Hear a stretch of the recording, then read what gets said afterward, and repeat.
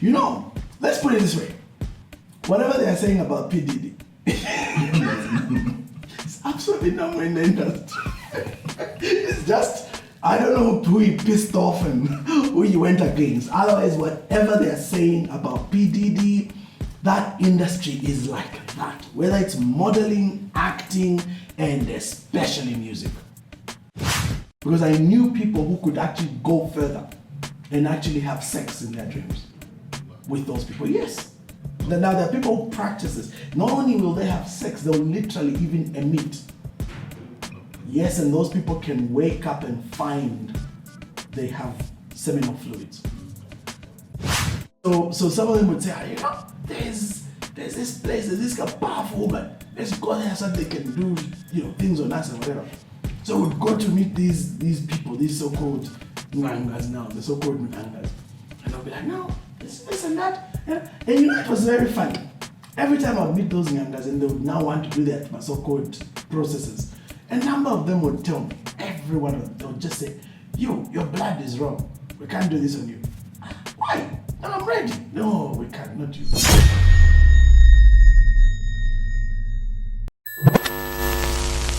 But let's go to the very beginning. As I said, let's begin with the beginning. Let's go back. Yes.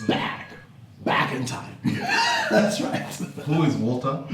Walter is, if I had to use one word, I am a thought leader. Okay, that's 2 words, eh? So let me think of one word. I am a provocateur. Okay. Yeah, one word, okay. Okay. But So- otherwise, if I give you the whole thing, I'm a thought leader, what did it say on my thing? Neuropsychology, cognitive enhancement coach, pastor. And that pastor is in inverted commas. Why I say inverted commas is because I'm very unconventional. And then I'm a Pan-Africanist, but I'm also a serious kingdom advocate. And a lot of people find those diametrically opposed. I don't. Okay. Yes. So tell us about your childhood. Which with part? Where you grew up. Okay. But with a bias for my 14-year-old son who wasn't there. How was Zambia in the 70s and 80s when you were growing up? Zambia in the 70s.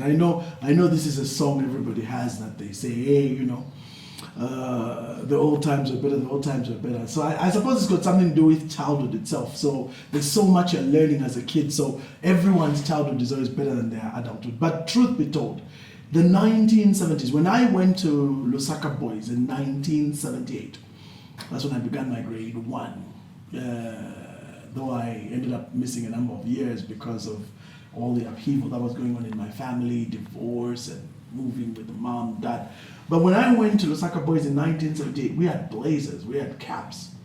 Just those 2. I don't even have to go further. Blazer at a government school, unheard of. We had blazers, we had caps with the logo, Lusaka Boys, and the little badge. At primary level, we had milk served to us. At break time, DPB, Daily Produce Board, in 1978, we had buns that would be given to us as kids. So that's what Zambia was back then. It was beautiful. Classes, streets were clean, adults, everybody was an uncle or an auntie. It was just a different time. And the level of community, the sense of community that, you know, takes a village to raise a child thing, that was very real. We had no wall fences those days. You know, kids could walk, adults would help you cross the street. It was just so different. You had such a huge difference in then and now. You know that in 1975, I was still a kid, so I can't know. But did you know that in 1975, Zambian civil servants could order clothes on Freeman catalogs, which would come from the UK to Zambia? Are you aware of that? So that gives you an idea what we were back then. Absolutely amazing country. You're also referenced, so tell us about your journey into Christianity. Before we go into the history. It's a long one, but the short of it is I had an encounter with Jesus in 1997, June 21st. I had a very powerful encounter. I've got a whole testimony on it. But the long and short of it is I was a musician, and I worked very closely with some of the big pioneer names in this country. We played music, worked under them, worked with them. In fact, we pioneered the rap art form in this country. We were rapping before. Who's the famous first rappers in this country? I don't Keith, know. there was Keith something, there was Crisis. Yeah, those Zimbabwe. are far later than us. We were there like 88, 89, 90, 91. With this guy who's now So Alan politician. Mvula, yeah, Yes, Kelvin Alan Samba. Mvula, In fact, Kelvin Kelvin Samba is Samba. my contemporary. Okay, yeah, We're in Kelvin- the same group. Yeah, I remember Kevin Yes. Samba. Okay. And Alan Mvula, DJ Life. DJ. So these are guys that were contemporaries. So we started the gig. So we had we started music in let's say our first group were these youngsters. I was in grade 9 and were these b-boys. So that's the term that would be used. B-boy is a beat boy, which is a hip hop terminology for what really those early day hip hoppers were. Break dancers basically, and then from break dance, because hip hop is multifaceted. You've got graffiti, you've got the DJing. Those days you were like really serious, not just this DJ where you put music, but literally, mixing and cutting and scratching and transforming and all these terminologies. So that's a branch of hip hop. Then you also have the graffiti, and then you have the break dancing, and of course rhythm and poetry. So rhythm and poetry, or rap, that's where it all started from. So we were b-boys in the 1988 time. We would listen to people like Kumo D and Run DMC and that whole crew. So we started doing rap, and I remember our first stint, truth or not, we ran into, we walked actually as a group. We walked to Central Studios. There was a studio called Central Studios back in the day. These are the days that Patrick Chisembe was our local Michael Jackson. So we went to Central Studios. They had a very revolutionary setup in those days. Two Muzungu guys got together. One guy called Dick Curtis, who actually used to be a DJ, a presenter. On those days, we used to call it, they're the ones who gave birth to Radio 4, if you think about it. So it was first called Mulungushi Radio, or Big M, Big Mulungushi, then became Radio 4. Now, that era, this is the first DJ, Sarah Mubanga, Marian Chigwetere, Mike Tabor. We used to jokingly call him Mike the Boar on Radio 4, But that group, those were the first DJs. So you had a Muzungu guy called Dirty Dick. And Dirty Dick used to present with Sarah Mubanga. So, very interesting, mad English guy. And Dirty Dick teamed up with another Muzungu guy called Herman Stridle. Now, Herman Stridle was the founder/manager of a band called the Zambezi Band. And Herman Stridle's history goes all the way back to the mid-80s or early 80s. He had come here in Zambia as a rock player with another Muzungu guy called Charlie Boskich. Charlie Boskich is the gentleman that ended up marrying Anna Mwale. So Anna Mwale is a well-known woman, not now, these kids don't know who she is, but she was like the icon of the 80s, you know what I mean? So Anna Mwale was the wife to Charlie Boskich, so they went back to the UK. Anna Mwale apparently used to sing with Muriel Mwamba, and they had a Kalitu music group. I'm not sure if they had anything to do with Jane Osborne, but I know that Muriel Mwamba and Anna Mwale definitely had a group they sang together. So these were, they actually, interestingly, believe it or not, we used to have an art program back in 1978, 79, 80 called Art School. And art school, not art school, but art is cool, but art school. And art school was run by some Muzungu painter guy who I've forgotten his name. So he used to do the art thing, and the theme song for that show on Zambia Broadcasting Services was sung by Anna Mwale and Muriel Mwamba as young little undiscovered talents. So that's how far back it goes. So Charlie marries that lady, goes. Now Herman remains in Zambia and decides to do his thing here. So he forms this Zambezi band, and in those days, he's the one who ended up recruiting a good number of the Witch guys. The Witch was a very famous band in Zambia from the Zamrock era. Huge band in the 70s. In the end 80s, it changed a lot. Like a lot of people just, like Alex, what's his name? Alex Kunda, when he did his own album, took off on that side. Then, Derek Mbao, Derek Moore, sorry. I think it was Derek Moore. Because Derek Moore is such a distinct voice. And he was Monsieur Tunya, with Menariki Longa. So he comes into the witch. You had Masauko Mwale. There was another witch in the 80s that did some really funky beats, almost sounded like Osibisa. No, Osibisa is a 70s sound, but 80s, they sounded almost like Shalama or something. Nice stuff, which they did. And that's the time they recruited Patrick Sembe. So he did Let the Sun Shine on Me, famous song. And then many of those guys ended up in the Zambezi band. So Zambezi was run by Herman Strido. Herman Strido was manager of a place called Remo, which is now Cheetah Lodge in Kafue. So here in Lusaka, they then teamed up with Dick Curtis and formed a studio by Northmead called Central Studios. So it's that studio where these youngsters who called themselves Bass Rock Posse, that's what we call ourselves, the Bass Rock Posse, went over there, youngsters like 17, 16, youngsters 14, with our hip hop. We had these to my high tops, those days with the big thing is done. I've seen them come back in fashion with the big what you call that thing, the flap, so, and then with hats on the side and jackets and stuff. So I see these youngsters walking around and I say, yeah, that excuse me remembering. But we didn't do sagging pants on days. But we had the big baseball cap, baseball shirts and the whole look.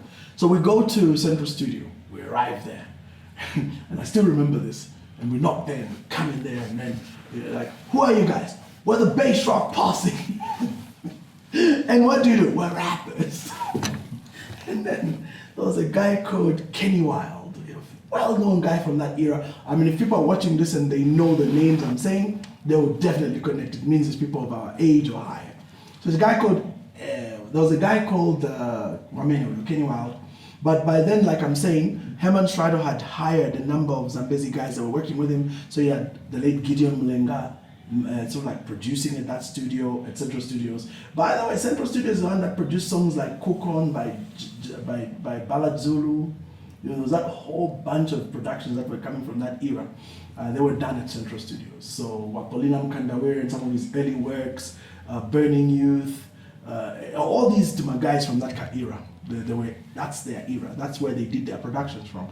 And before that, they would do their production from ZNBC with Timmy Mvula, because Timmy Mvula had some killer setup those days. He had the best sound, light people. They would mic that stuff so well. If you watch some of those clips, people think it was playback. No, it was live in the studio. They would come in the morning, set up for 1 to 2 hours. When they're ready, then they tape. They do one take, one shot. That was like MTV Unplugged before MTV Unplugged. No, they didn't have a studio audience. So Pongo Z, Mulemana Boys, all that stuff was live recorded at Zambis.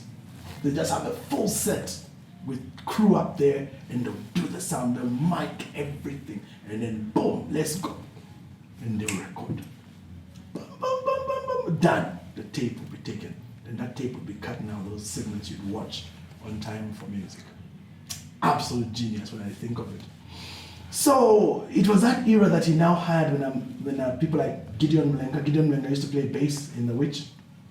Derek Mbao, I'd see him there. There was a gentleman called Mitch. Mitch was a producer. He used to do tape recordings and things like that. And that's where I met these guys. So Mitch was sitting there. And then we had Kenny Wild, guitar player, but used to be a bouncer at Moon City or something. And so we walk in there and we say, "We're rappers." And then Kenny Wild looks at us, listens to my kids and says, "Rappers, Mukachula." It was so discouraging. But either way, if I had to name the people that day, there was Kelvin Sampa, there was myself, Walter Mwambazi, my brother Leslie, there was Bernard Zimba, he's now passed on. There is another friend of ours called Mutale Mulenga, and there was another friend of ours, I don't think he had come in at that time, but I could be wrong. But we had a friend called Brian Malukanga, became a teacher at Lake Road. So he was the other member, and Tom Ziwa, yeah, so 7 of us.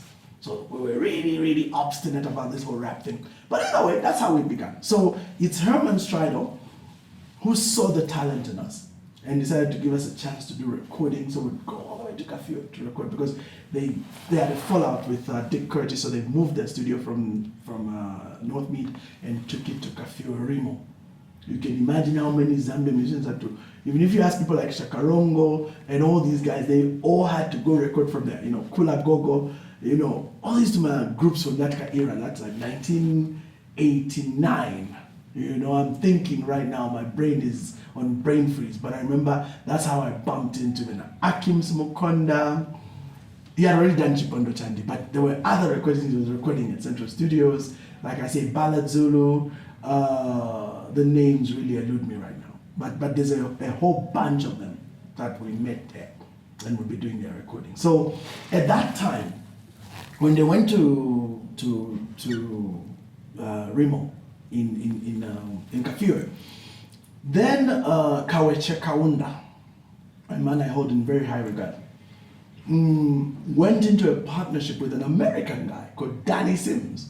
Now, Danny Sims has his fame because he was Bob Marley's manager.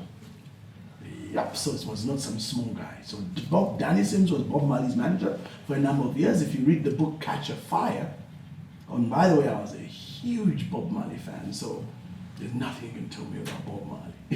You know what I'm saying? Like huge, not just Bob Marley, but that whole era.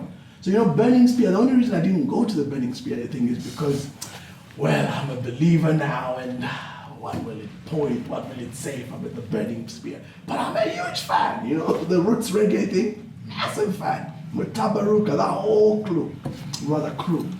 So anyway, Danny Sims comes in Zambia, massive project. That's the first time this country had a state-of-the-art US level type of studio. So Danny Sims first comes in to survey the land at the invitation of Kaweche Kaunda, who then the Kaundas were still ruling. So big deal. And that's how Herman calls us. Where are you guys? In those days, to call someone was a real nightmare. Eh? Well, it's not today where you have like a cell phone, you just call people. No, those days was landline. So he calls us. I'm Hollywood. Of course, it's German, but he's lived in Zambia for a long time. Where are you guys? No, where? You need to come to Intercontinental now. Why? Just come. Okay, well, now wait. So we get to Inters, and that's how we meet this American guy called Danny Sims. Absolutely. I don't even know what words to use to describe that man, but a great guy. Just as being American and being in the music industry was an absolute mad guy. I'm not going to take... let's put it this way. Whatever they are saying about P. Diddy, it's absolutely not in the industry. It's just, I don't know who he pissed off and who he went against. Otherwise, whatever they are saying about P. Diddy, that industry is like that. Whether it's modeling, acting, and especially music. So Danny Sims was a very interesting man. That's what I can say. So we met him, and that's how he listened to us. He liked what we do, and then that's how we met Bakaweche. And then Bakaweche is the one who now kind of took us on. He now embraced us. So at that stage, our music career was really kind of going somewhere because we were now doing all these productions. We had teamed up with some amazing, so we had kind of broken up. That kind of bass rock posse thing died, and then now we became Uchumi Brothers. That's me and my brother, Uchumi Brothers. So we now became the two of us. We were the dudes. And by the way, for those who may not be aware, that UNIP, Pasatewani, Tizafotela Kaunda, and now we're going to vote for UNIP. UNIP. Yes, the UNIP rap. We're part of that. Although at that particular video filming, you had Kelvin Sampa, you had Alan Mvula, you had Andre Makuru and his brother Sasha, and there's another guy called Michael. So there was that kind of group. But it's interesting that in that time, we then got to connect with Alec Mugala and then began a program called, well, not began, but continued with Teen Time. It's interesting also to note that Teen Time had been started by Maureen Mkandu and was Flashy Kids. And having a Flashy Kids was been a TiVo. Shikapash. So that is an interesting era because we kind of all met. These are the Tumaku guys and those are the hip hop dudes and us. And we had already gone past the breakdance thing because back in the breakdance days you just do burnouts, right? But now we had gone past that and we never really had disses in Zambia at that time yet. although people were familiar with what disses are and freestyling, but we never really did that. But my crews would kind of bump into each other and come out. Anyway, so we got into that and began to actually actively work with a number of people at State Lodge. So that's where I met Omart.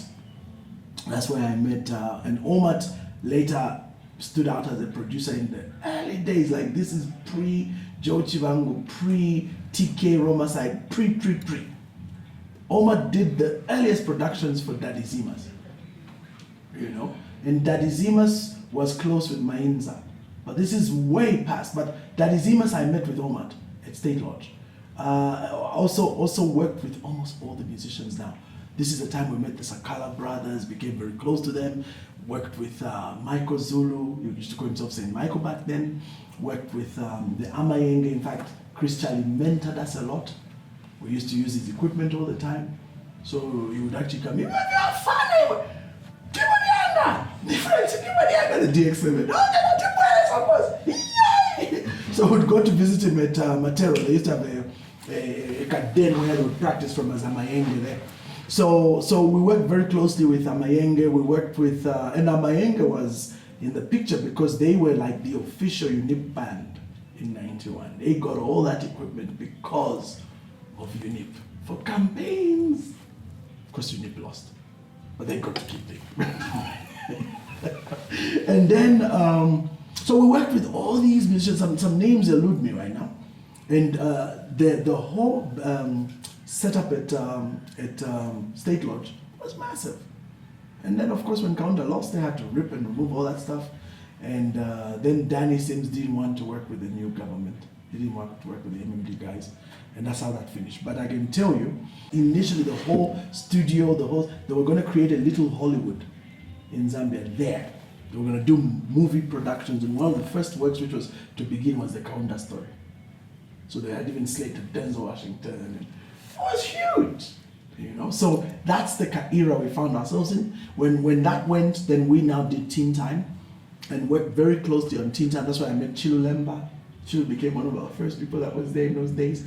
And then we didn't stay long enough because then in '95 we left. So we left just before the Zambia music thing really started to take off. Because that's, you know, the days of MC Wabuino, Avena Joe, you know, that whole group, you know, TK Roma side, Tivo, Alan Vula, you know, that whole thing. It took off after we left because they started doing their gigs at Northmead by the car park there, just next to the filling station. They started doing their thing there, and that's where that group really took off now. And started growing something. So Daddy Zimas, Nasty D, Yada, that whole group. And then TK comes and starts doing productions. We work very closely with TK's brother, Kelvin Siandi, who was part of Kula Gogo. But we were very close to the Mwale sisters because for years we were dancers and backup for Mwale sisters. So we went around and did cabaret with them. Find those videos. I'm telling you. And if you look hard enough, they should be there. It's just that they're very difficult to find these things. Yeah. So we work very, very closely with the Mwales. And that's why, for me, the Mwales will always hold a very special place in my heart because of the work that we did together. They were a very, very instrumental group that they were like sisters to us. So that's Masaoko Mwale, their cousin Koja Mwale, Mukalimo or Muki Mwale, who is the wife to Ian Urenda. Ian Urenda used to be bass player for a group called the Slick Band, which was run by a man called James, I forgot his name. And then there was Peja Mwale. Peja was the youngest of them. So these four were the Mwale sisters. So they did a lot of cabaret in those days. So we would be dancing. We would be the dancing guys with the weird outfits. So we did that with them, did a lot of gigs, went around the country doing gigs with them. We didn't go out of the country with them, but in the country. So in '95, in '94 actually, as we were trying to figure out how do we, you know, rap is not popular in Zambia because we really, it was rough. You know, we do all these gigs, you know. We even produced a kasong. It's a pity where, you know, the problem is when I got saved, I was so radically saved, I gave away all that stuff. I wish I had the foresight to keep the music and stuff, which would then become a valuable proof of testimony today. So I had videos, I had audios, but I gave them all away to the guys at the studio in the UK. But then, in that period, that's when we did a song called Mifuna Ndarama. It became quite famous. We were the first guys, this is not a lie, first guys to use vernacular in rap. First guys to do that. So this is like 94. Then in 95, we found ourselves struggling in 94 itself because we realized nobody likes rap. We're not taken seriously. We're thought of as too much jokers. So we said, how do we do this? So we realized, no, we need to become instrumentalists and good ones. So let's do like a jazz thing. So me and my brother actually seriously did it, right? My brother learned the sax, I learned the keyboard, like seriously, like chords, and I really learned how to play that thing properly, jazz, piano, the whole works. So when we got that right, and we always had the way, that's why I always say that when you have a gift, the resources are always short. So we always had people who would have a keyboard that they would give us, and not just normal keyboards. And we said we want professional keyboards. So a professional keyboard is the one without a speaker on it. So anything with a speaker is a joke, it's a toy. So we'd get these big brand name keyboards, especially we did the Korgem one. Remembered we worked a lot with ZNS. ZNS, they had a band. What's the name of the ZNS band? They did some famous songs. I've just forgotten. That was Air Power Zaf. No, but that was a ZNS band. Yes.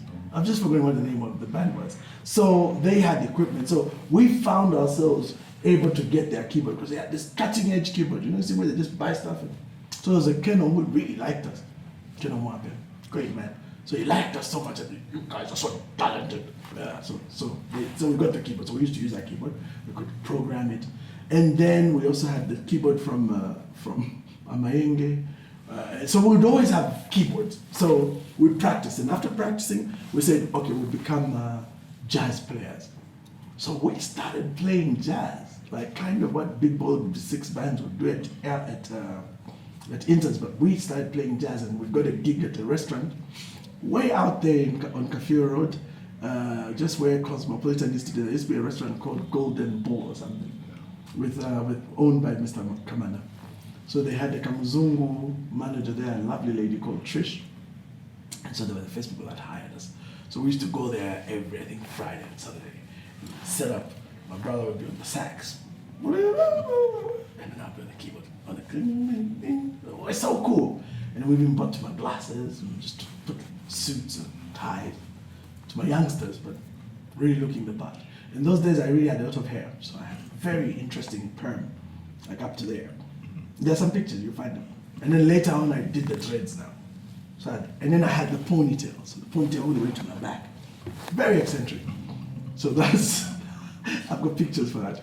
So that's how we started doing that. And then later on, we incorporated a lovely sister, literally a sister to us, a lady called Angela Daka.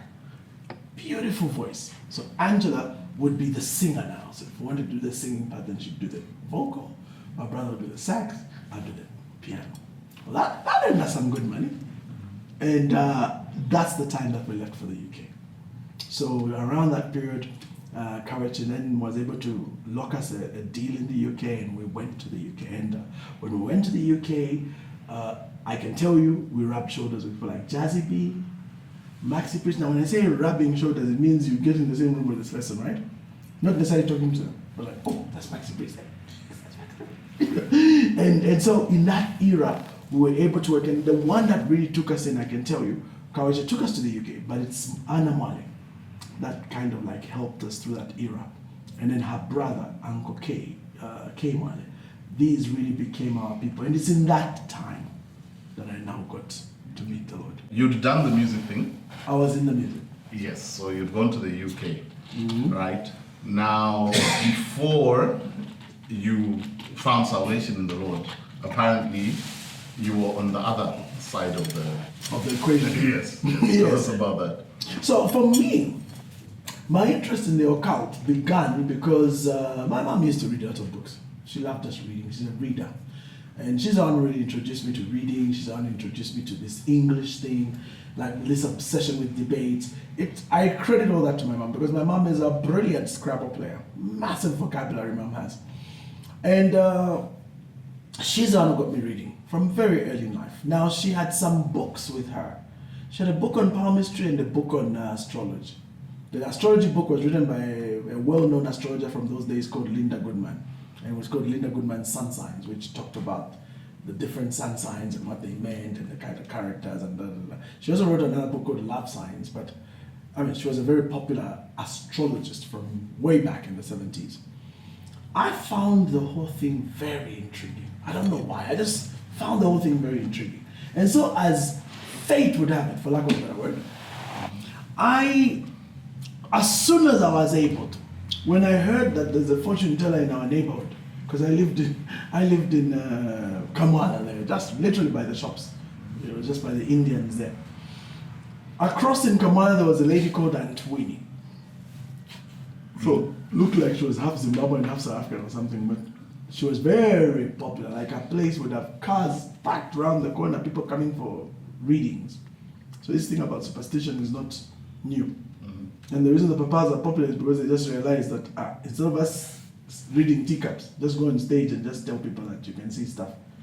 Everybody will flock after it because people are very superstitious. So she had a lot of people. She used to read teacups. So you'd have the tea, then the tea you drink, then the tea leaves at the bottom she would read. So she was very, very good at that. She said a lot of things that are very prophetic about my life. A lot at the time.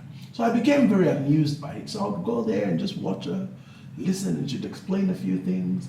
I never really became a protege because I didn't have the gift to read the cup, so I didn't know what was going on. But I just found the whole thing amusing. So I made a very strong relationship with her. But it was in that period that I discovered, literally by chance, that Lloyd of No Parking Band and his band, No Parking Band, would rehearse from Hindu Hall. This is 1988, if I'm not wrong. Yeah, 1988. They would rehearse from No Parking Band, and we were living in Kamala. So Hindu Hall was around the corner, and when I learned that he does it, we used to go there and jam, because we were the rapper guys, remember? So we'd go there and jam, and have his hat on, and we'd be Lloyd. He'd be doing his thing, and we started doing hip hop and working together and rehearsing with them.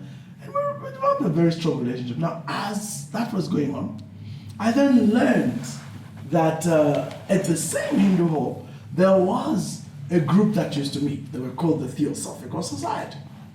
So I was very amused because I learned that they're into all this theosophy. So I was like, what's this theosophy? So then I went to ask and discovered that their theosophy is like, it's like New Age. It's basically it's basically Gnosticism rebranded. So that I found very interesting. So that's how I just joined them literally, and would now go to participate in their meditation, and they used to do transcendental meditation. They'll do that every 2 days a week, and I'll be part of those sessions, and there'll be somebody who would lead us. You're like the sun, and you're this, and you're that. And so as I was doing that, then I got their material. I've always been a reader. So I got the books by Blavatsky herself, by Leadbeater, by Alice Bailey, by all these proteges of Blavatsky. And then I learned a lot now. That's where I started to learn how exactly their whole system works. And then I took it a step further. I then went to look for, I started doing meditation in the bedroom, but I went to look for, we were working with some of the musicians, I won't mention names, because I don't want to discredit them now at this stage. So some of them would say, there's this place, there's this powerful woman, let's go there so they can do things on us and whatever. So we'd go to meet these people, these so-called Ngangas now, the so-called Ngangas.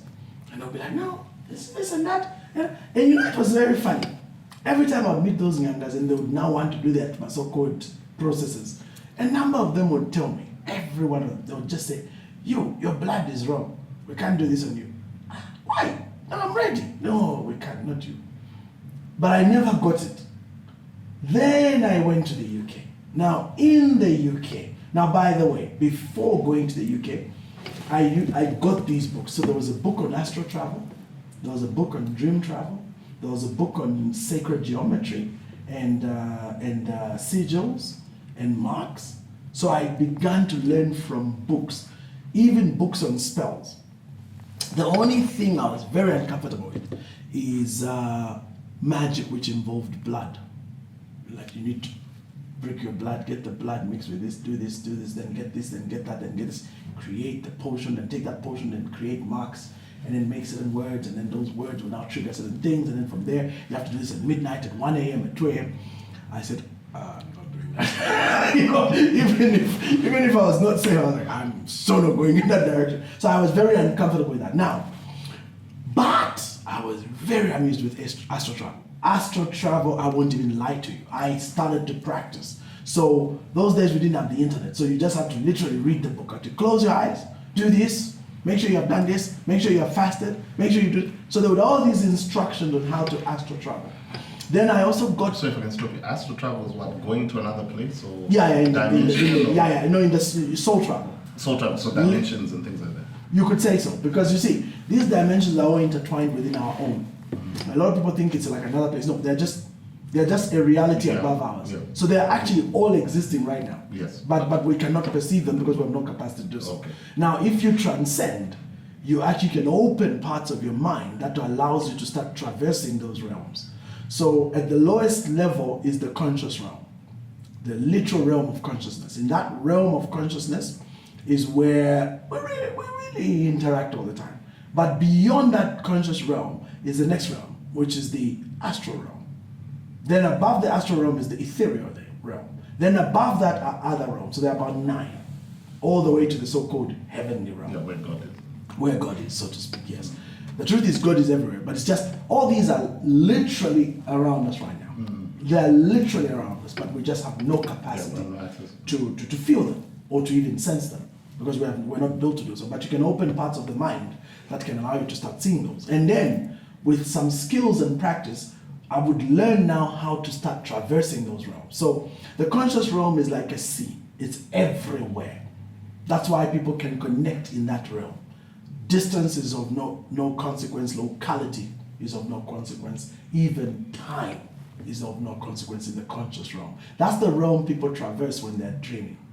But beyond that realm is the astral realm. Now that's the realm you can actually travel to, plug into, and do all manner of things. So I began to learn how to traverse the astral realm. I actually learned the techniques, the words, the systems, the processes, what to do to make that realm manifest. So that was the first stage that I got into. And it was a very interesting realm. I would literally travel into that realm. So I did a lot of travel. In the night, I would focus, concentrate, do my lotus position. There's a reason you take up all these different positions. So I do the lotus position, and in that lotus position, then I would now begin to transcend. So transcendence is literally opening your third eye. So I learned about the third eye, about the pineal gland, about all these things. And then when I learned those things, then I started doing it. So the first place where I really traveled was in dreams. So I started to learn again about what are the dreams and how do they work and what are these symbols. So I learned so much about Jung and all these symbols. And the 2 key fathers of this psychological movement is Carl Jung, and the other name is gone. There's another guy, very famous. But most of psychology today is Jung. Nietzsche. No, Nietzsche wasn't a psychologist. Nietzsche was a philosopher, but brilliant genius of a philosopher, but absolutely demonized guy.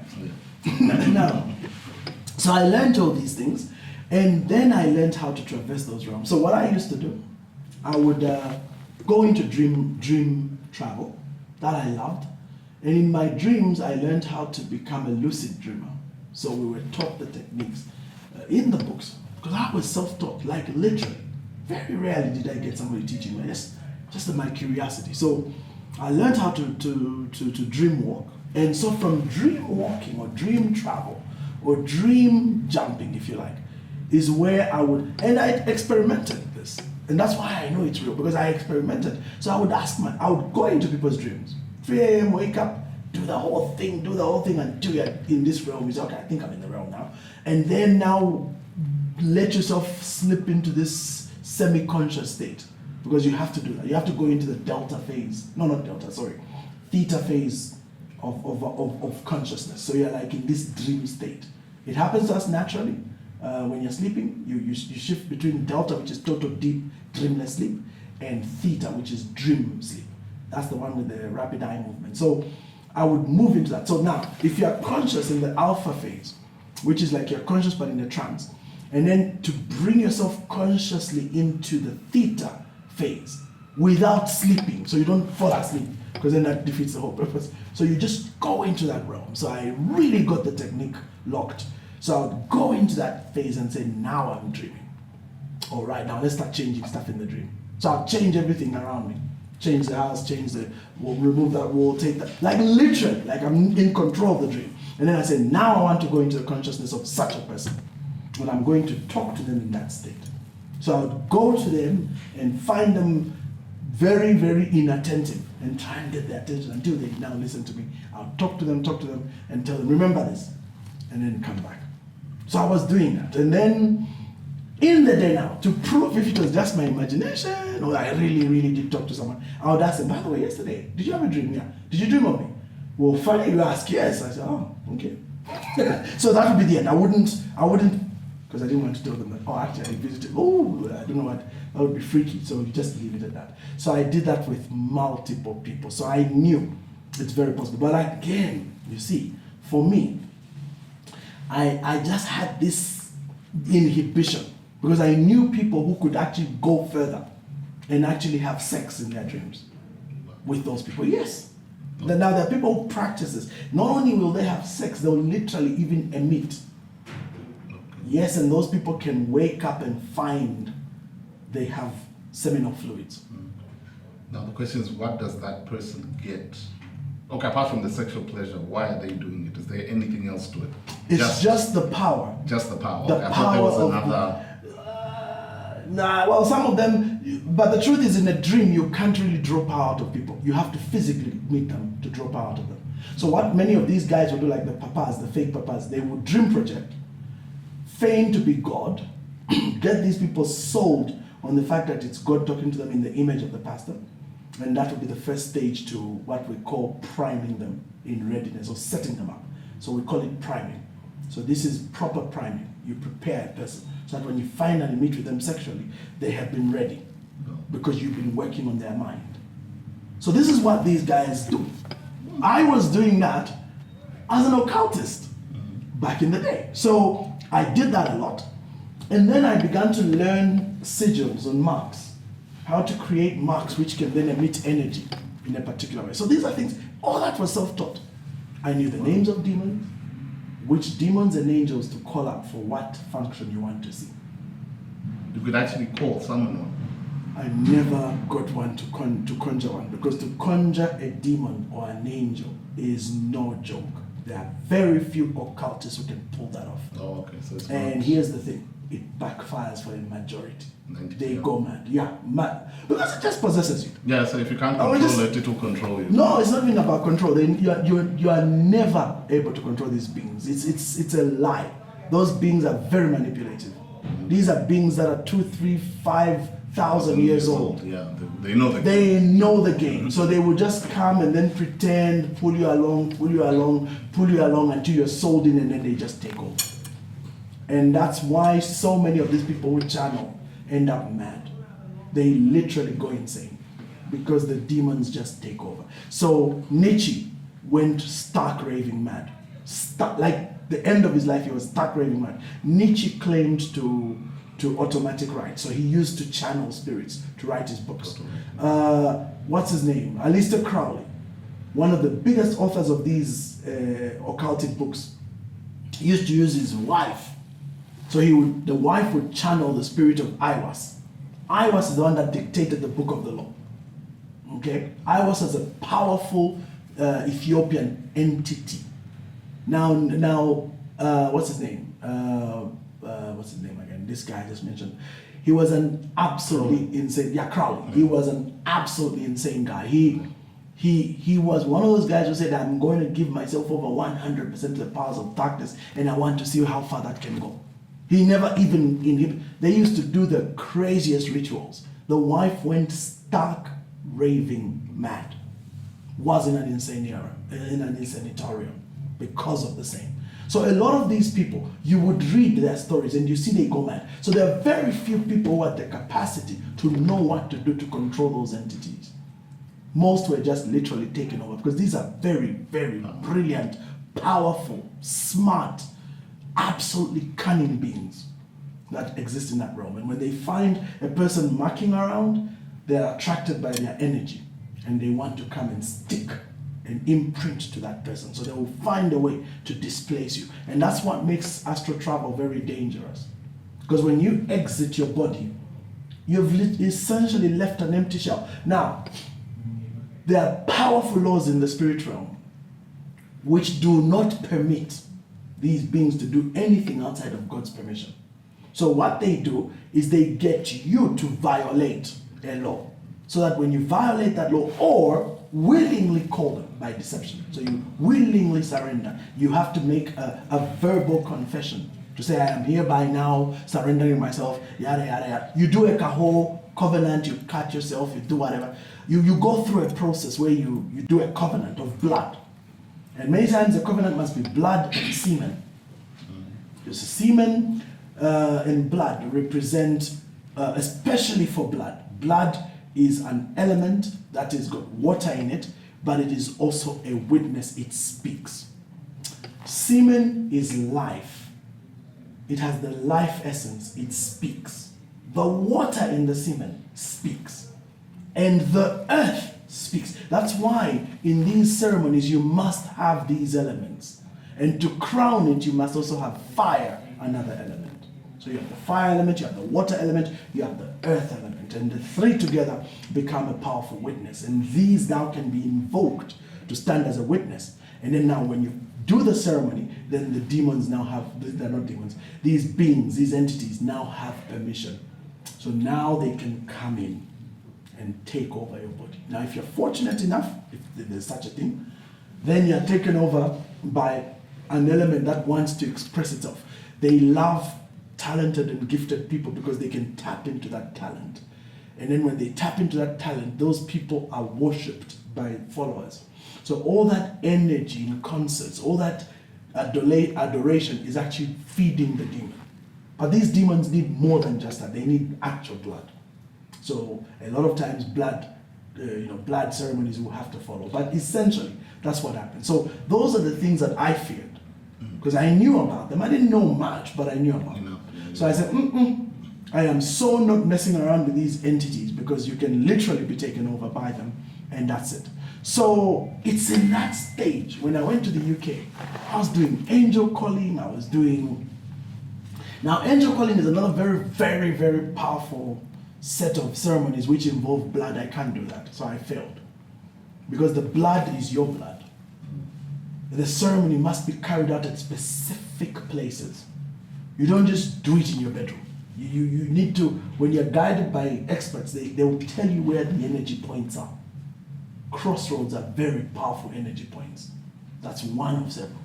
A gate that enters into an area is a very powerful place. A door is another power. Now, how do you do a ceremony at 2 a.m. at the door?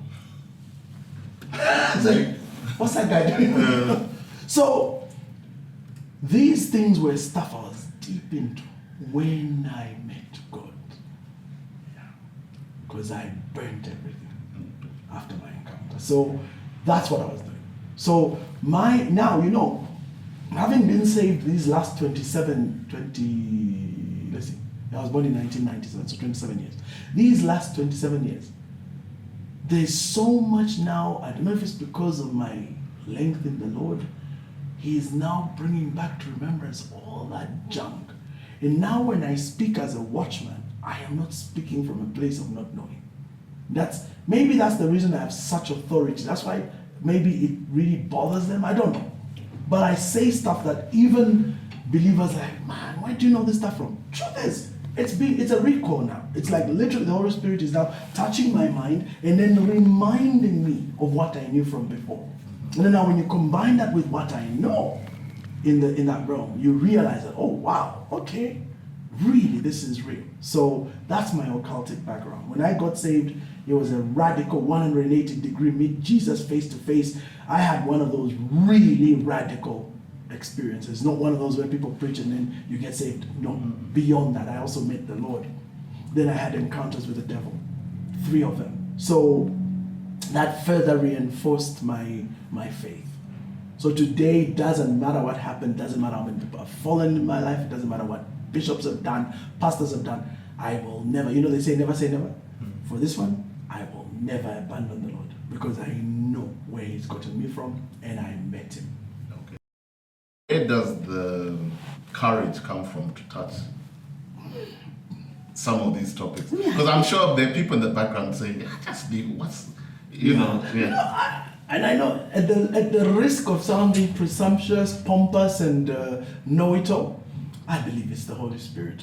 Because I'm telling you, some of the stuff I deal with and the way people react, I even get shocked myself. Because I don't think, for example, this whole current controversy going on with the community projects, this is not the first time I'm talking about this stuff. Yeah, it's not.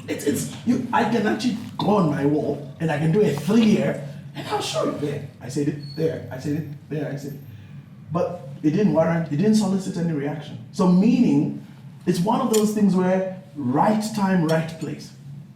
And boom, whoever the owl goes, I don't know what it is, you can't figure these things out, but somehow it just takes off and goes into the stratosphere.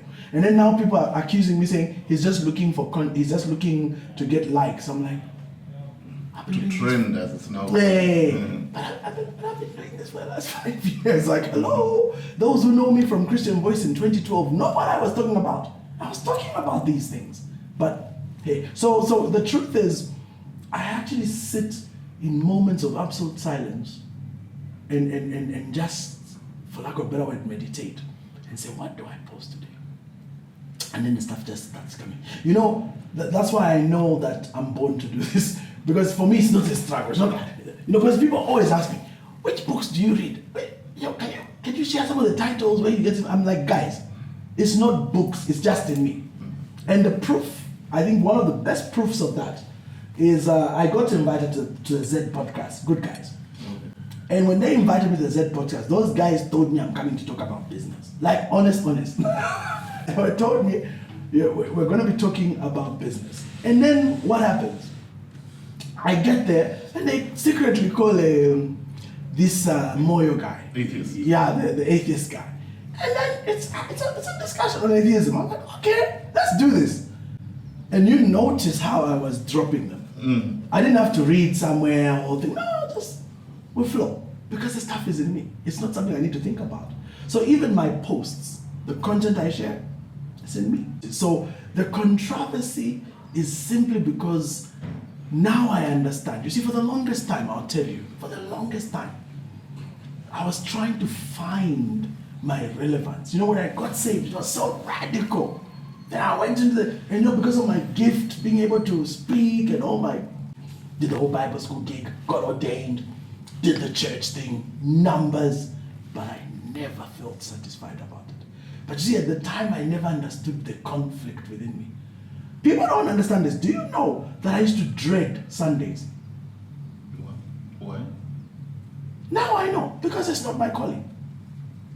Whenever you do something that's your call, you are 100% in the flow. Whenever you do, I'll say as a quotable quote, whenever you do something that's your calling, you are in the flow. What's the flow? That's the ability to tap into this thing and you just flow. Nobody has to teach you, you don't have to study, you don't have to. Yes, you practice just for the sake of being excellent, but not because you don't have it. It's already in you. Like for me, communication is in me. I don't struggle, it just flows. So you know that I'm in my element. So, I was not in my element being a pastor. We are dealing with people. I felt so drained and it was like just a struggle. And then I've got a very strong personality. I don't mince my words. I don't go around corners. I don't pamper. I'll just tell you off. You can't do that as a pastor. You will lose everyone. You have to do the whole pastoring thing. I can't do that. I'm hard. I'll tell you off. I'll call sin. People would even be like, hey, it's holier than thou. Call me holier than thou if you want, but I'm just the dude. I will tell you off. And I'm not going to be apologetic about it. So that meant that the pastoring thing was a struggle. But you see, I never understood that also. I was also wondering, what's wrong with me? And so when I went through a certain crisis in my life, I dropped the pastoring, took a break, to deal with my issues. One of them was the divorce issue. The other one was my pastor tumbled from where I put him on a pedestal. He didn't just tumble, he did somersaults. It was so bad. And then also went through a bankruptcy. So that really shook all these foundations, and I found myself recalibrating. So now as I was recalibrating, I sat down. As I sat down, I went through the whole process, and then finally I found myself in a church. When I got to that church, I kept saying, maybe I should join the clergy. Then after 2 weeks, I said, I do it. Then I don't. Then there's a sermon. How are you? Let's sit in the right. Hey, you can be part of the church and be here. Don't just sit there. Wow. Okay, that's me. All right, let's get back. But then 2 weeks later, I know I'm so not feeling this. I'm not gonna. So I had that like conflict for years, and I didn't understand. I mean, I got to a point where I started thinking, I think I'm a Jonah. I think I'm running from the call. Maybe I should. But then you see, thank God that the steps of a righteous man are ordered by God. When God is at work in you, He will show you. He will lead you to a place of understanding, and He will bring illumination. So I finally now, at a certain stage around 2016, 17, 18, I got illuminated. It now made sense. God started to show me, don't stress about being in ministry. Stay there and be fed. But it is not your part to be part of the clergy. That was a hard one. And then now it began to make sense. God said, I've called you in the marketplace, and I will reveal you in due course. Feed. And so I'm feeding, I'm not understanding this. And finally, 2020, it was really hard now. It was in my face. I understood it 100%. I said, so I'm not even called to be a pastor. Now I get it. So I'm not even called to do this. I get it. Now I'm totally zoned on what I'm called to do.